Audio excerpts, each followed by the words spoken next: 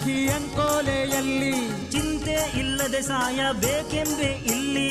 ನಾ ಹುಟ್ಟಿದ್ದು ಸಖಿ ಅಂಕೋಲೆಯಲ್ಲಿ, ಚಿಂತೆ ಇಲ್ಲದೆ ಸಾಯಬೇಕೆಂಬೆ ಇಲ್ಲಿ. ಅಂಕೋಲೆ ಎನ್ನುವುದು ಕನ್ನಡದ ಕಡಲು, ಈ ಕಡಲಿನೊಳಗಿರಲಿ ದಿನಕರನ ಒಡಲು.